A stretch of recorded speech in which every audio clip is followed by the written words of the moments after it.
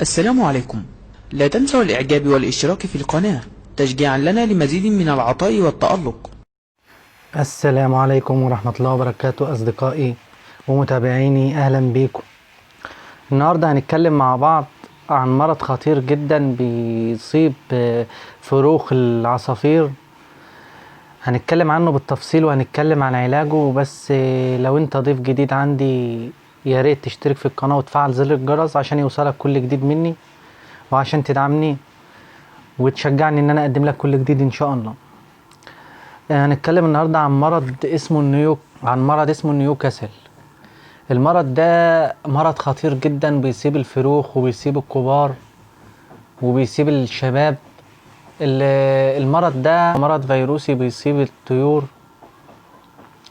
مش العصافير بس، بيصيب العصافير وبيصيب الحمام والدواجن، كل الطيور عموما. المرض ده بيبقى على 3 انواع، في 3 انواع منه، وهو مرض معوي ومرض عصبي ومرض تناسلي. اللي هنتكلم عنه النهارده المرض العصبي، اللي هو بيصيب الفروخ زي ما انتم شايفين كده في الفيديو، وبيخليها تبقى اللي هم بيقولوا عليها بلغة الحمام الروشي. ده مرض خطير جدا، وهو عبارة عن حمى اصلا. يعني هو المسبب الرئيسي ليه تعريفه المرض، يعني ان هو حمى شديدة بتؤدي الى سخونية في الامعاء اللي هو المعوي، او سخونية بتطلع على الدماغ اللي هو العصبي. في حالة المعوي هعرفكم، في حالة المعوي تدوا ايه للطير، في حالة العصبي تدوا ايه للطير. مبدئيا كده هنتكلم عن الفيديو اللي انا موريه لحضراتكم ده.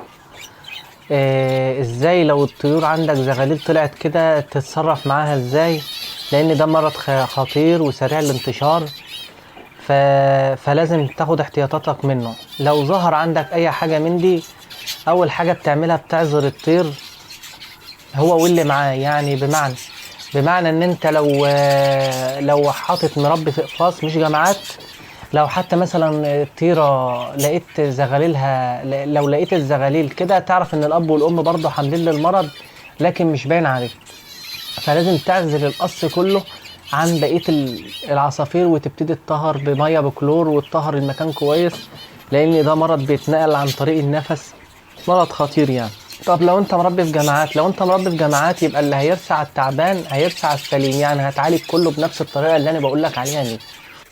طيب هنعالج ازاي؟ العلاج هو عبارة عن ان انت هتدي خافض للحرارة اللي هو براستيمول اطفال، اللي هو بيبقى نقط، ده عشان الحمى، عشان تهدي الحمى عليك.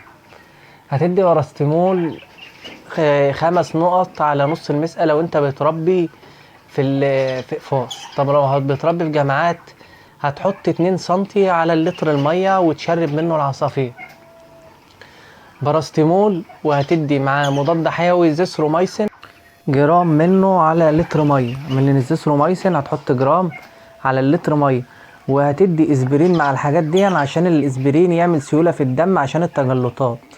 تمام. هتحط الحاجات دي كلها طبعا مع بعضها، يعني المضاد الحيوي هتحطه مع البراستيمول مع الاسبرين، ال3 جرعتهم زي ما بقول لك كده، 5 نقط او 2 سنتي على اللتر، 5 نقط على المسقى او 2 سنتي على اللتر، مع جرام على اللتر، مع حباية اسبرين على اللتر. تمام كده. وهتحطهم والطير يشرب منهم لمدة 4 ايام. ده بالنسبة للعصبي اللي هي الروشة. طب بالنسبة المعوي ما بيبقاش العصفور زي ما انت شايفه كده، بتلاقيه عنده خمول واسهال وعنده عدم توازن بس، لكن الموضوع ما وصلش معاه زي ما انت شايف في الفيديو. بيبقى عبارة عن انه بس مهزوز، شكله مهزوز كده مع اسهال. ده بتبقى برضو نيوكاسل، بس معوي. هنديها هتدي دواء اسمه كوليبريم، ده دواء بيطري، هتدي منه 2 سنتي على اللتر او 5 نقط على المسقى لمدة 4 ايام، وبعدين توقف يومين، وبعدين تدي 4 ايام تاني. والفيديو اللي انا عارضه لكم ده فيه الحالتين، الحالة المعوي والحالة العصبي، عشان برضو تشوفوها وتقدروا تفرقوا بينها. والعلاج ده طبعا يعني يعلي مناعته، ان هو يقاوم المرض ده، وبأمر الله بيخف منه بأمر الله. لكن الاعتماد الاساسي على مناعة الطير دي كلها حاجات بتقوي مناعة الطير وبتضعف الميكروب، بتخلي الطير يقدر يسيطر عليه. لكن هي بتاخد وقتها وكده كده يعني حتى انت لو مديتش للطير اي حاجة هو بياخد وقته في المرض ده. لو قدر يقاومه مناعته قاومت بيخف وبيبقى تمام. اتمنى يا رب اكون فدتكم بالفيديو ده، واشوفكم على خير، وما تنسوش تدعمونا بلايك وشير وتشتركوا في القناة، وشكرا لكم.